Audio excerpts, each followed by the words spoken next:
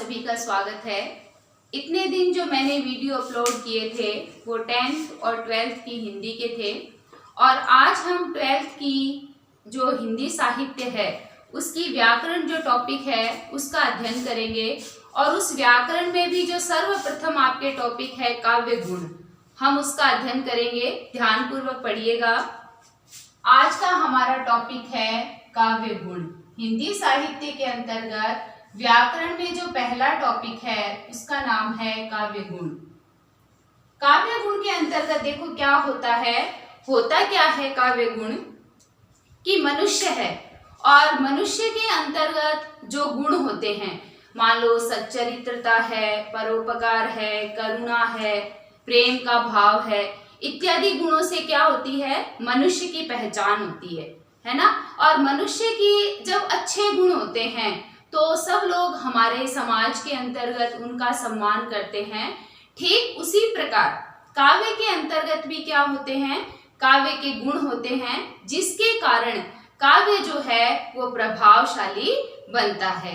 तो मेरे कहने का अभिप्राय ये है कि मनुष्य के सच्चरित्रता इत्यादि गुणों के कारण जिस प्रकार उसका सम्मान बढ़ता है उसी प्रकार काव्य गुण के कारण काव्य का सम्मान बढ़ता है और काव्य पढ़ने में अच्छा लगता है। अब हम बात करते हैं काव्य के भेद की।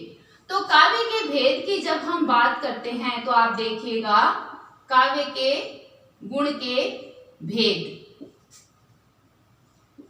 इसके अंतर्गत आप देखो काव्य गुण के भेदों की जब हम चर्चा करते हैं तो विभिन्न प्रकार के जो विद्वान हैं उन सब ने अपने अपने मत दिए हैं, लेकिन सर्वमान्य जो मत है वो है कि काव्य के 3 भेद होते हैं। काव्य गुण के कितने भेद होते हैं? काव्य गुण के 3 भेद होते हैं और वो तीनों जो है वो हर दृष्टि से महत्वपूर्ण है। इसके अंतर्गत आप देखिएगा पहला होता है प्रसाद गुण, प्रसाद गुण। दूसरा देखिए, दूसरा होता है ओज गुण, ओज गुण। और तीसरा है आपके माधुर्य गुण। ठीक है, पहला कौन सा है? प्रसाद गुण। दूसरा कौन सा है? ओज गुण। और तीसरा कौन सा है? माधुर्य गुण। यानी जब हम काव्य गुण की चर्चा करते हैं, काव्य गुण के बारे में अध्ययन करते हैं तो काव्य के गुणों को महत्वपूर्ण दृष्टि से 3 भागों में बांटा गया है। वो आपके हैं प्रसाद गुण, ओज गुण और माधुर्य गुण। अब देखो इनमें होता क्या है, हम जनरल सी बात करते हैं प्रसाद गुण।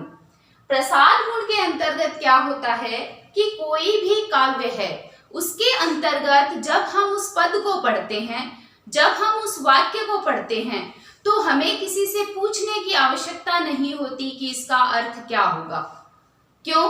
क्योंकि जब हम उस पद को पढ़ते हैं, जब हम उस वाक्य को पढ़ते हैं तो वह सहजता से हमारे समझ में आ जाता है, यानी उसका जो अर्थ है वो हमारे चित्त में तुरंत व्याप्त हो जाता है। फिर देखिए आपके है ओज गुण।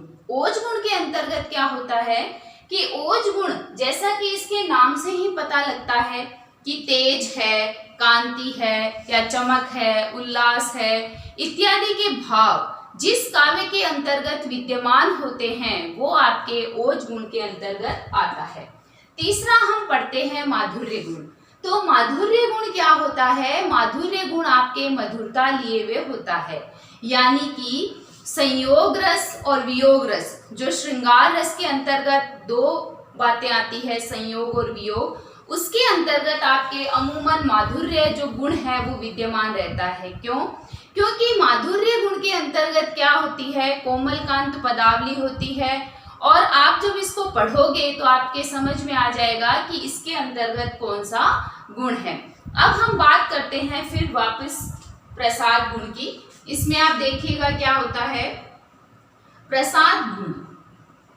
प्रसाद गुण के अंतर्गत मैंने आपको बताया था कि ये जो गुण है ये क्या करता है, चित्त को द्रवित करता है, द्रवित करता है।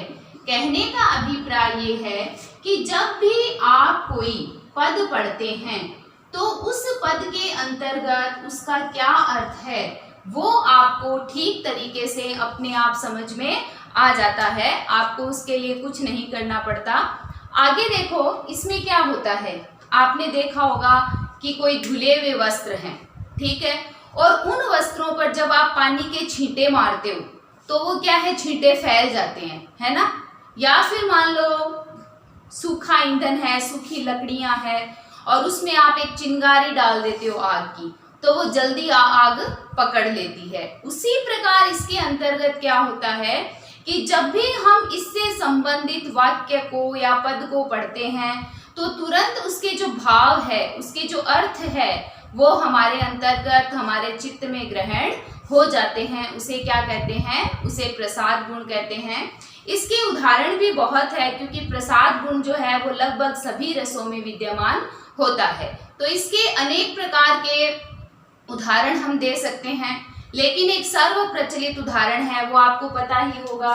जैसे देखो उदाहरण इसका हम देखते हैं। उदाहरण देखिएगा, हे प्रभो, हे प्रभो, आनंददाता, आनंददाता, ज्ञान हमको दीजिए, ज्ञान हमको दीजिए, शीघ्र सारे, शीघ्र सारे दुर्गुणों को, दुर्गुणों को दूर हमसे कीजिए, दूर हमसे कीजिए।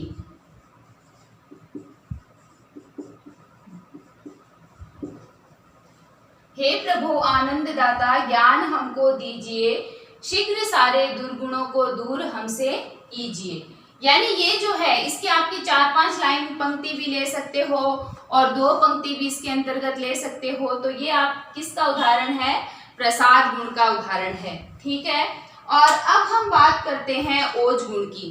ओज गुण की बात करते हैं। मैंने आपको समझाया था कि ओज गुण के अंतर्गत क्या होता है कि जैसे कोई कांति है, कोई चमक है, उल्लास है या कोई भय है, इस प्रकार के जो भाव है जो आपके अंतर्गत क्रोध भी जगाते हैं, वो आपके किसके अंतर्गत आते हैं, ओज गुण के अंतर्गत आते हैं। अब ओज गुण में क्या होता है कि कोई भी वाक्य या कोई भी पद जब आप पढ़ते हो काव्य के अंतर्गत, तो उसको पढ़ते ही आपके अंतर्गत उत्साह का भाव जागृत होता है, वीरता का भाव जागृत होता है। और अमूमन यह जैसे मान लो भयानक रस है ना, या वीर रस है, इत्यादि रसों में ये भरपूर मात्रा में विद्यमान होता है। तो कहने का अभिप्राय क्या है कि ओज गुण के अंतर्गत जैसे कांति है ना, चमक, उल्लास इत्यादि गुणों का क्या होता है, इत्यादि का समावेश होता है। यानी जब आप वाक्य को पढ़ोगे, पद को पढ़ोगे, तो आपके समझ में आ जाएगा कि इसके अंतर्गत ओज गुण हैं। हम बचपन से पढ़ते आ रहे हैं, आपने पढ़ा होगा कि बुंदेले हर बोलों के मुंह, हमने सुनी कहानी थी, खूब लड़ी मर्दानी, वो तो झांसी वाली रानी थी। इसके बाद मान लो और भी बहुत से उदाहरण हैं, जैसे हायरुंड गिरे गज झुंड गिरे, कटकट अवनी पर शुंड गिरे, है ना। जब हम इस प्रकार के पद को पढ़ते हैं जिसमें टय वर्ग की ज्यादा प्रधानता होती है, बड़े बड़े शब्द होते हैं, उसके अंतर्गत क्या होता है, उसके अंतर्गत आपके ओज गुण होता है। थोड़ा सा लिख के बता देती हूं, देखिएगा उदाहरण। उदाहरण याद आप कोई भी कर सकते हो, ये सिर्फ समझने के लिए है। बुंदेले हर बोलों के मुंह, हर बोलों के मुंह, हमने सुनी कहानी थी, हमने सुनी कहानी थी, कहानी थी, खूब लड़ी मर्दानी, वो तो खूब लड़ी मर्दानी, मर्दानी वह तो झांसी वाली रानी थी, झांसी वाली रानी थी। यानी कहने का अभिप्राय क्या है कि आप कोई भी उदाहरण ले लो, लेकिन जब आप उन उदाहरण को पढ़ोगे तो आपके समझ में आ जाएगा कि इसके अंतर्गत ओज गुण है, क्योंकि उसमें जो उत्साह का भाव होगा, उसमें जो वीरता का भाव होगा वो भरा होगा। अब अपना अंतिम जो काव्य गुण है वो माधुर्य गुण, इसके बारे में हम अध्ययन करते हैं। माधुर्य गुण के अंतर्गत आप देखिएगा, मैंने आपको बोला था कि जैसे इसके नाम से ही पता चलता है माधुर्य यानी मधुरता। तीसरा गुण देखिए माधुर्य गुण। माधुर्य गुण का मैंने आपको बोला कि इसके अंतर्गत क्या होता है, इसके अंतर्गत मधुरता होती है। मधुरता यानी जब भी आप कोई काव्य पढ़ोगे तो उस काव्य के अंतर्गत क्या होगा कि आपके चित्त के अंतर्गत, आपके मन के अंतर्गत मधुरता है वो व्याप्त हो जाएगी। क्यों?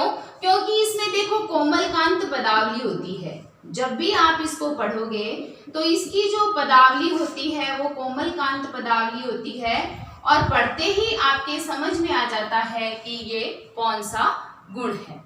इसमें आप देखो जब भी आप पढ़ते हो तो इसमें कम से कम टय वर्ग का प्रयोग होता है, मतलब ये मान लो अभावी होता है। दूसरी बात, जो श्रृंगार रस है उसका पूर्णतया समावेश होता है। 2-3 रस और है उनका भी होता है, लेकिन श्रृंगार रस का तो आपको मिलेगा ही मिलेगा।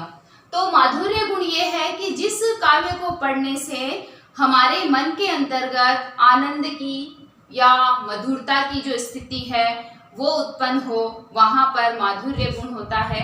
अब देखो बिहारी के लगभग सारे दोहे हैं जो माधुर्य गुण के अंतर्गत आते हैं। एक मैं लिखकर बता देती हूँ, उदाहरण देखिएगा। उदाहरण, कहत नटत रीझत खीजत, कहत नटत रीझत खीजत, मिलत खिलत लजियात, मिलत खिलत लजियात। ठीक है। भरे भोन में करत है, भरे भोन में करत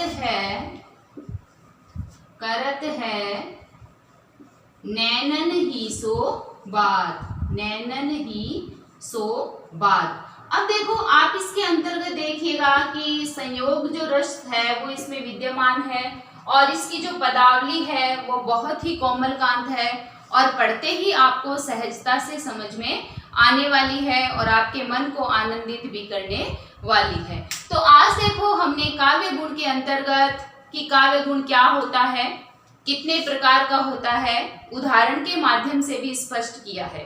अब मैं आपको ये कहना चाहती हूँ कि मेरे जो इससे संबंधित नोट्स बनाए हुए हैं मैं वो भी अपलोड कर दूंगी अपने वीडियो के अंतर्गत। आप ध्यानपूर्वक उनको पढ़ लें, उनका अध्ययन कर लें।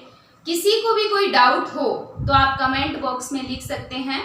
आप मेरे चैनल को लाइक करें, सब्सक्राइब करें, शेयर करें और बेल आइकन दबाना ना भूलें। धन्यवाद।